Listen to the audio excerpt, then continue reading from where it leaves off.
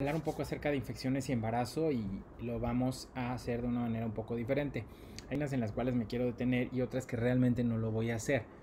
Y no lo voy a hacer porque no tienen un impacto directo sobre el desarrollo fetal. O sea, obviamente cualquier infección en el embarazo es delicada. Sin embargo, no es lo mismo una infección que al presentarse pueda ocasionar síndromes específicos y haya que identificarlos, irlos siguiendo sobre todo por ultrasonido y que tengan pronósticos posteriores al nacimiento de disminución en la capacidad neurológica, visual, o de algún otro sistema del bebé, e infecciones que curiosamente, o sea, que digo, coincidentalmente se presenten en el embarazo. O sea, uno puede tener una infección por salmonela durante el embarazo y uno la controla y es una salmonela en la cual hay que limitar el uso de medicamentos que no estén indicados en el embarazo. Sin embargo, no se porta diferente, o el bebé no va a tener secuelas de salmonela, no hay un síndrome de salmonela, por ejemplo. Entonces, ese es el motivo por el cual está un poco como dividida la clase, ¿no? Primero vamos a de infecciones e infestaciones que sí ocasionan síndromes específicos o características específicas en el embarazo.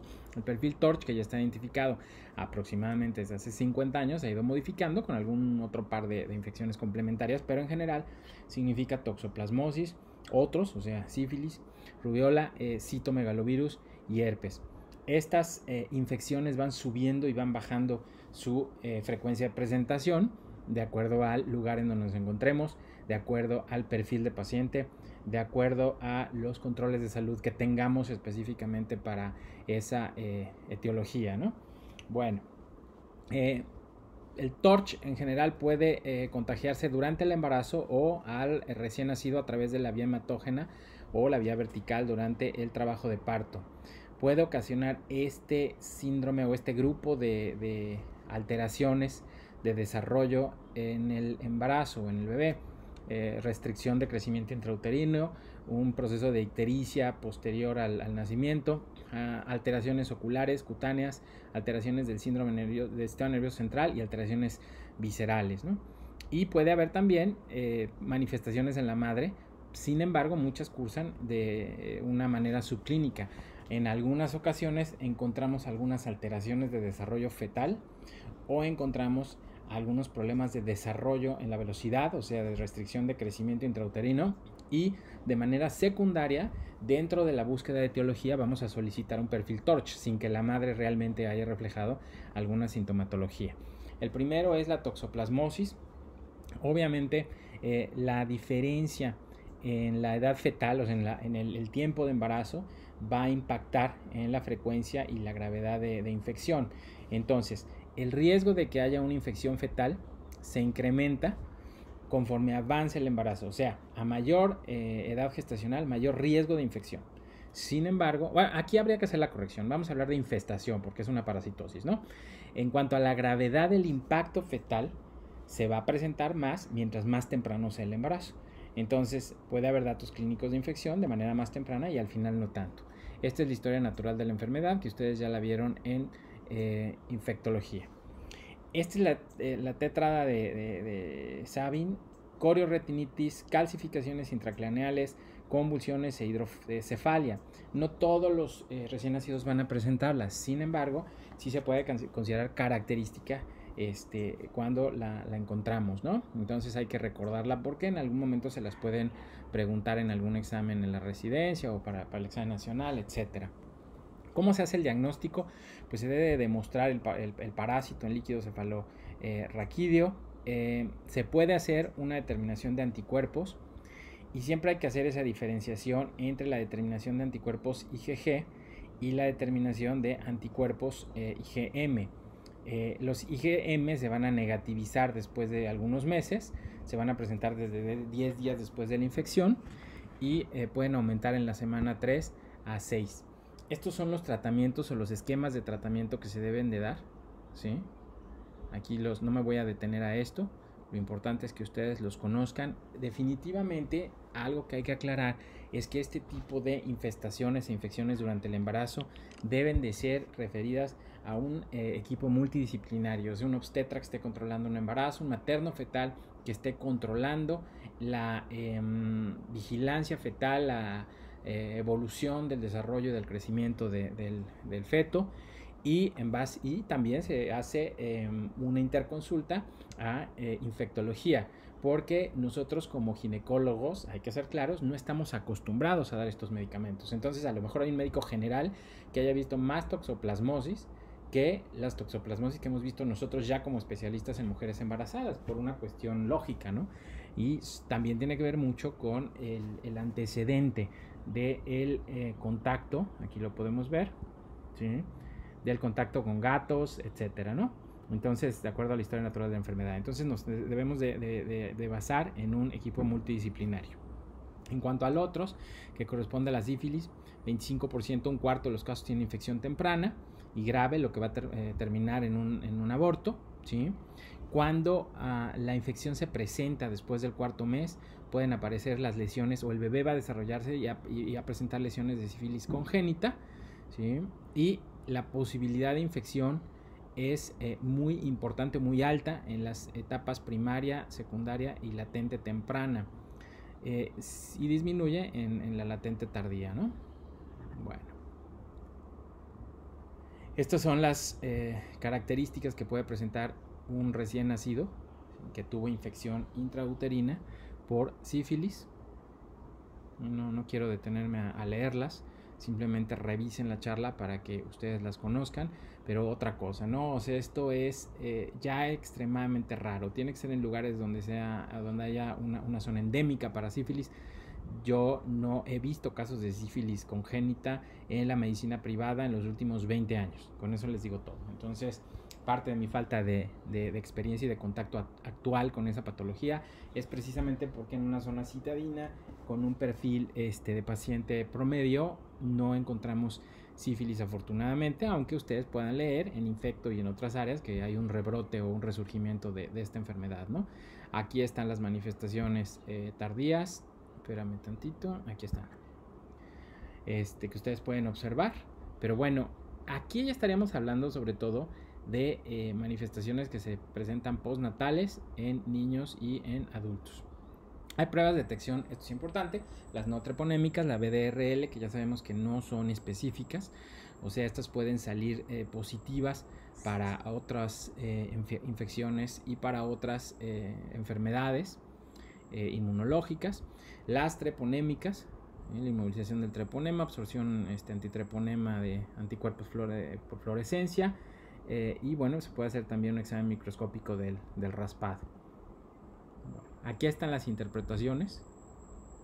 Cuando tú tienes una prueba no treponémica negativa y una treponémica negativa, entonces esto descarta la infección. Cuando tenemos una y una, se confirma el diagnóstico de infección siempre y cuando la treponémica sea positiva, que es específica. Por eso decimos que las no treponémicas como el VDRL no es específica, nada más nos da una orientación.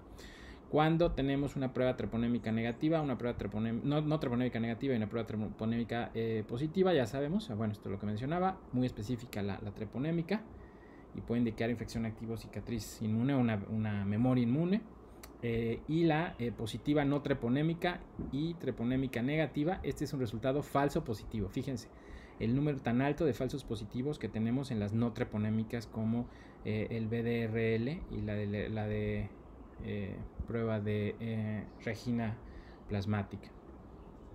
Estos son los tratamientos. Creo que ya habíamos visto este tratamiento en infecciones. ¿Sí? Los tratamientos siguen siendo iguales y afortunadamente nosotros tenemos la capacidad, si ustedes se fijan, de dar prácticamente todos estos medicamentos durante el embarazo. La penicilina, ceftriaxona, citromicina y eritromicina se pueden utilizar justificándolos con la infección. La doxiciclina no se debe utilizar en el embarazo más que como una segunda o tercera opción de tratamiento. Si ustedes lo buscan van a ver que está contraindicada. Sin embargo, si tenemos una paciente que tenga la infección o alguna otra que no pueda ser controlada con otra opción terapéutica, pues nos tendremos que sentar con ella y evaluar la posibilidad de uso, ¿no? Porque tampoco no es como que la podamos dejar infectada. Hay que darle los riesgos y los beneficios del tratamiento. Rubiola, dos terceras partes de los pacientes cursan asintomáticos, 75% de secuelas a largo plazo. Fíjense cómo va aumentando. Hay un aumento en el primer trimestre de anomalías congénitas y esto va disminuyendo conforme avanza el embarazo. Entonces, mientras más la infección sea más tardía, la posibilidad de un buen desenlace fetal es mejor. o es mayor. Cuando la infección es muy precoz al inicio del embarazo, entonces hay una posibilidad mayor de malformación. Esto es lo que nosotros observamos, defectos oculares, ¿sí? Cataratas, esto es frecuente en ese síndrome de rubiola congénita, cardiopatías, conductos arterioso permeable y estenosis, hipoacusias, defectos del sistema nervioso central como microcefalia, restricción de desarrollo, pero ya en el recién nacido, disabilidad o disminución de la velocidad de desarrollo mental y meningoencefalitis. Retinopatías, el bebé puede hacer una púrpura, ¿sí? Aquí se está observando, y hepatosplenomegalia, por eso hablábamos de que en algunos de estas etiologías se pueden presentar visceromegalias, ¿de acuerdo?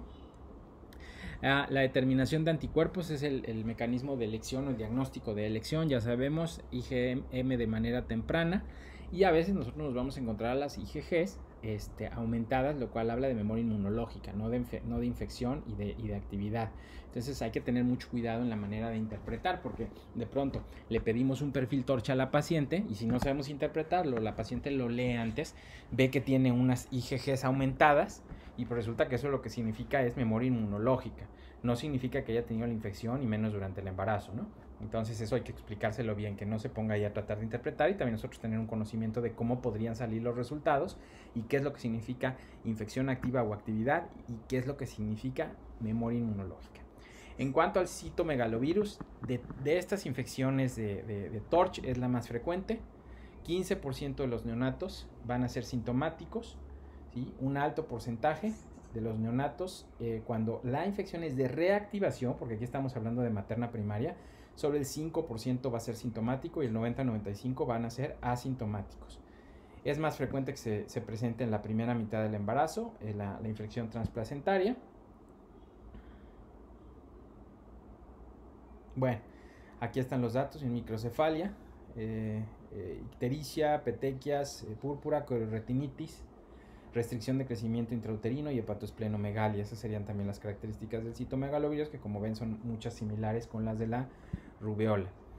Hay que demostrar el virus en cultivo orino de sangre al nacimiento. Se pueden hacer determinaciones de IgG y de IgM y tenemos que ver la determinación de anticuerpos. Si hay anticuerpos presentes, tendrían que estar aumentados al cuádruple para que indicaran infección activa y no memoria inmunológica. Los tratamientos que se deben de dar son expensas evidentemente de antivirales, ganciclovir, etcétera. Y bueno, pues obviamente va a depender del momento en que se presente la infección y la intensidad de la infección y el manejo oportuno, el que nosotros podamos tener una mejor respuesta en cuanto a la poca o mucha posibilidad de desarrollo de problemas del bebé, ¿no? del feto. En cuanto al herpes, bueno, inicio 5 a 17 días después de que la paciente se contagia. Hay que hacer también la diferenciación en cuanto a una paciente que se embaraza ya con una infección de herpes, en cuyo caso el pronóstico del feto es muy bueno, aún a pesar de que tuvieran una reactivación durante el embarazo, que lo ideal es que no la tengan, pero si la llegaran a tener, normalmente al feto le va bien.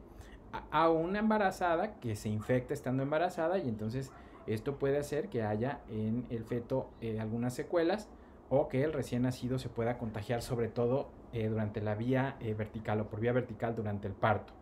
Entonces, cuando tenemos una paciente que tiene un herpes activo, esta es una contraindicación absoluta para darle parto a nuestras pacientes. Tenemos estos métodos de cultivo, la prueba de Zank, hacer pruebas de ELISA y hay que dar aciclovir 30 miligramos kilogramo por día por 14 días. Me parece que ya están hablando del bebé recién nacido, ¿no? No más que de la madre. Entonces sí hay que hacer esa diferenciación porque el herpes tipo 2 es una infección que está tremendamente diseminada en las mujeres en etapa sexual en vida sexual activa, sobre todo, por ejemplo, en Estados Unidos. Y eso no significa que haya haber algún problema. A ver. Ahora vámonos a infecciones bacterianas, ya que acabamos con el perfil TORCH. Y otra vez, o sea, este es importante no porque ocasiona alteraciones en desarrollo fetal, sino porque es un microorganismo que se encuentra de manera rutinaria o muy frecuentemente en el tracto vaginal y en el tracto de salida del bebé. Entonces, fíjense, es la primera causa de morbilidad y mortalidad neonatal por infección en embarazos de término normoevolutivos. La transmisión es perinatal en canal de parto Es una microbiota del aparato digestivo y genitourinario, es un anaerobio facultativo.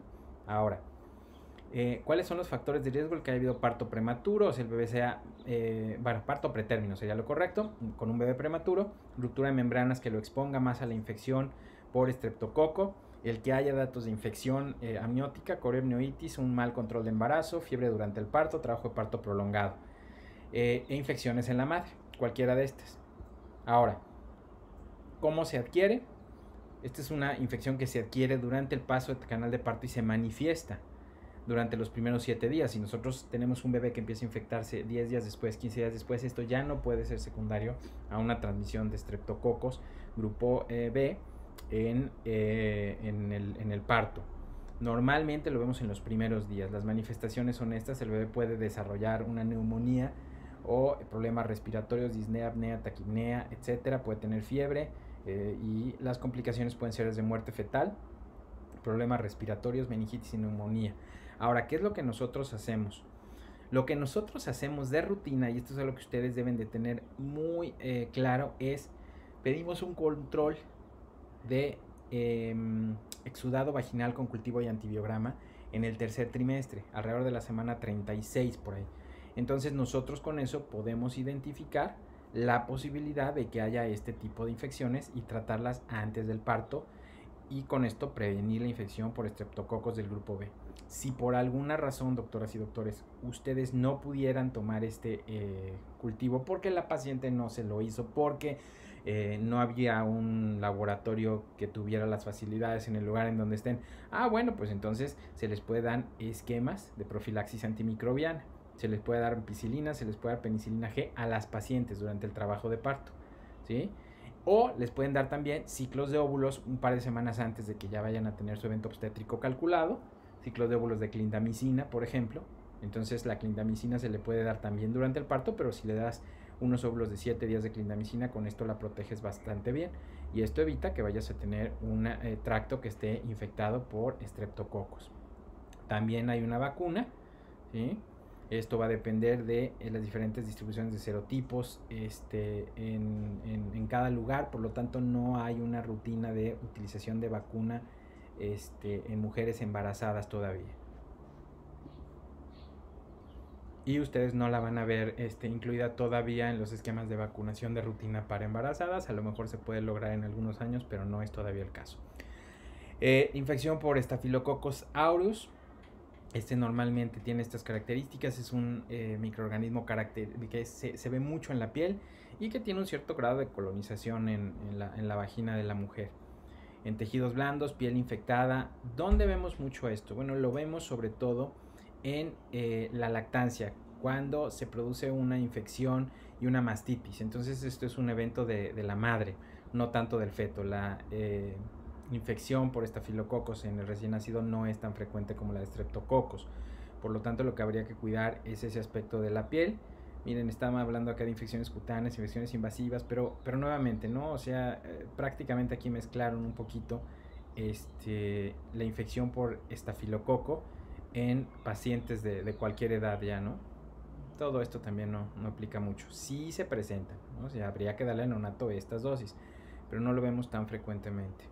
O no por lo menos secundario al evento obstétrico, a eso me refiero. O sea, a lo mejor te vas a pediatría y te dicen, no, es que la infección por estafilococo es súper frecuente. Sí, pero eso ya lo ven los pediatras. O sea, nosotros como obstetras no vemos que al nacer se infecten por estafilococo en el canal de parto. La listeriosis, bueno, otra vez nos vamos con las raras, ¿no? Esta no es una infección que nosotros veamos de rutina, porque tiene una transmisión por estas características, y normalmente tú durante el embarazo le estás diciendo a la paciente que trate de consumir todo cocido, asado, pasteurizado en el caso de los lácteos, etcétera. Entonces, durante el embarazo se puede presentar en cualquier trimestre y podría ocasionar esto en el recién nacido: abortos, infecciones perinatales y meningitis y sepsis, pero créanme que es bastante rara, afortunadamente. Muchas de las infecciones que se presentan en el embarazo y que pueden tener o atravesar barrera placentaria también ocasionan alteraciones en la placenta. Entonces, fíjense, este es el síndrome de lo que se puede presentar en el neonato. ¿Cuántas listeriosis he visto yo en 20 años? Ni una tampoco, doctores. Entonces hay que hacer el aislamiento de la bacteria, y cuando se sospeche, inmediatamente hay que darle este tratamiento a la madre y al neonato. Ok. Aquí están las características de la salmonela. Ya sabemos que hay una tifi, enteritidis, etcétera, ¿no? ¿Cómo se transmite? El único reservorio es el humano. Se puede transmitir por agua y alimentos contaminados, frutas y verduras de cultivos de agua residuales. Entonces, doctor, lo que pasa es que fui a un lugar donde venden fresas, que es bien famoso, que no voy a decir porque no vaya a haber alguno de allí y me vaya ahí a querer quemar en leña verde. Y me compré unas fresas allá a pie de carretera y llegando me las eché. Y ahora traigo una diarrea terrible y estoy con sangre en las evacuaciones y estoy con fiebre y mucho dolor abdominal. Ah, bueno, pues entonces tendremos que evaluar la posibilidad de que haya tenido una contaminación, ¿sí? Y estas son las características: son fiebre, dolor abdominal, escalofrío, cefalea, anorexia, tos, astenia, etc. Hay que hacer el aislamiento de heces y este cultivo. Las manifestaciones, pues una gastroenteritis con vómito, diarrea, etcétera. Y tendremos que dar tratamiento. Aquí es donde empieza el problema, por eso yo les decía. Estas son infecciones que no es que afecten al bebé. Si ustedes se fijan, no va a haber un slide en que diga el síndrome de salmonelosis. No, pero el problema es que no podemos dar ciprofloxacino, no podemos dar alguna otra quinolona. Entonces tenemos que irnos hacia, por ejemplo, ceftriaxona. Entonces tenemos que ser agresivos, ¿sí? Las dosis que normalmente atacan a estos microorganismos con ceftriaxona o con amoxicilina no son dosis estándar. Entonces tenemos que ir a la dosis máxima, que ya sabemos que es segura para el embarazo, pero que nos permita controlar la infección. Lo mismo ocurre con la shigellosis. Ya sabemos que es un gram negativo, se transmite igual hacia agua contaminada, mala higiene, nos da un síndrome de diarrea aguda que puede tener sangre o moco, fiebre, ataque al estado general, ¿sí? Y otra vez, no darle levofloxacina, hay que hidratar al recién nacido en caso de que, bueno, nazca con la infección, pero a la madre, pues esta es una infección de la madre durante el embarazo, y se puede dar sí ceftriaxona y sí se puede dar acitromicina, afortunadamente durante el embarazo. Enfermedad de Hansen, no nos vamos a detener esto, cero lepra en mujeres embarazadas afortunadamente, entonces vámonos a avanzar. Otra vez, enfermedad de Lyme, rarísima, ¿sí? Espiroquetas en zonas endémicas, sí puede haber algunos lugares en donde las puedan encontrar, donde haya garrapatas de este género, y pues tendrán que hacerle por la sospecha sus pruebas de ELISA, etcétera. Y la tuberculosis, que es la penúltima, la última que está aquí, otra vez un bacilo ácido resistente, tiene una fase activa y una fase latente, que ocasiona cuando tienes una infección en embarazo, parto pretérmino, restricción de crecimiento intrauterino y aumento de la mortalidad. La tuberculosis congénita te da este síndrome, ¿sí? Sí se puede transmitir a través de la placenta o de las secreciones, respiración, y te da petosplenomegalia y linfadenopatías. Estas son las pruebas que nosotros haremos para el diagnóstico y los tratamientos, tanto en el neonato como en la madre, pero se supone que estamos hablando de una madre que detectamos infectada y que al nacimiento tendremos que darle tratamiento al bebé. No podemos darle una vacuna de virus vivos atenuados a una mujer embarazada, por lo tanto esto no entra dentro de lo especificado. Entonces, como les comento, infecciones, yo puedo tener todos los agentes infecciosos que hay presentes en una embarazada. ¿Sí? Si quieren que hablemos un poquito también de COVID, bueno, pues actualmente el COVID se ha visto que no afecta de manera especial a las embarazadas. Apenas se está viendo si tiene algún impacto, porque hay algunos datos ya de transmisión in útero o transmisión vertical, pero en unos pocos casos. Entonces, no se está indicando algún otro tratamiento más que el sintomático y medidas de soporte. Todavía no hay protocolos de utilización de antivirales en mujeres embarazadas, pero esto es algo de lo que vamos a tener que seguir aprendiendo, porque apenas llevamos 3 meses peleándonos con la enfermedad. Esta es una clase cortita, de todas maneras al final vamos a hacer una sesión o vamos a organizar una serie de preguntas y respuestas para poderlas contestar y que ustedes puedan terminar adecuadamente.